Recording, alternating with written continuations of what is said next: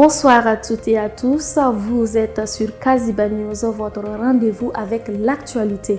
Fête de fin d'année difficile pour les groupes terroristes grâce aux opérations Morbeba et Carapace. Le mois de décembre a été particulièrement éprouvant pour les groupes terroristes au Burkina Faso. Sous l'impulsion du président du Faso, chef suprême des forces armées nationales, les forces de défense et de sécurité ont mené les opérations Morbeba et Carapace, enregistrant des succès notables sur le territoire. Déployées dans plusieurs localités, ces offensives ont permis de démanteler des sanctuaires terroristes, d'infliger de lourdes pertes à l'ennemi et de réduire sa capacité de nuisance. Ces résultats confirment la détermination et la montée en puissance des forces engagées dans la restauration de la sécurité et de la souveraineté nationale. Qu'aussi la jeunesse de Djibasso réaffirme son soutien au président du Faso. Des centaines de jeunes de Djibasso ont participé ce lundi 5 janvier 2026 à une marche de soutien au président du Faso, le capitaine Ibrahim Traoré, dans un contexte de lutte pour la souveraineté nationale. Brandissant les drapeaux de l'Alliance des États du Sahel et scandant des slogans en faveur du chef de l'État, les manifestants ont condamné toute tentative de déstabilisation.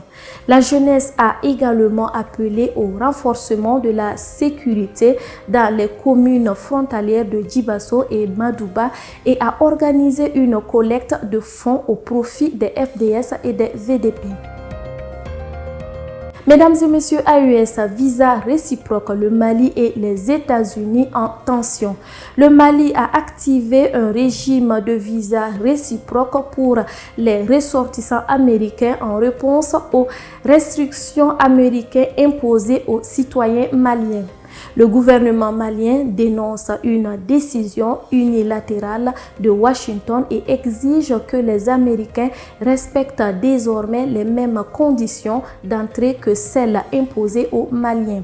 Cette mesure marque un rare différend diplomatique entre Bamako et Washington, reflétant les tensions sur la sécurité et la coopération internationale.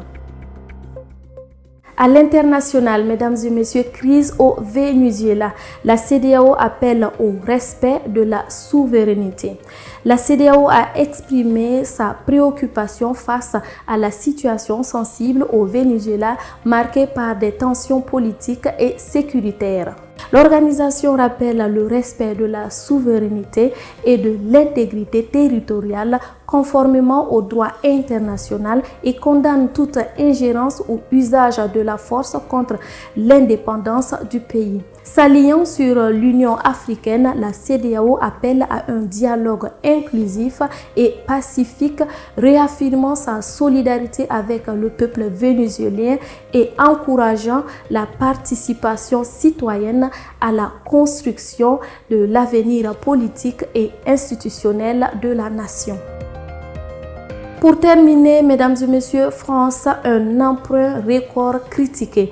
La France prévoit d'emprunter 310 milliards d'euros en 2026, alourdissant une dette déjà massive et mettant en danger l'avenir financier du pays. Les choix du président Macron sont vivement critiqués. Cette décision reporte les réformes nécessaires, accroît la dépendance au marché et sacrifie la stabilité économique au profit de solutions à court terme.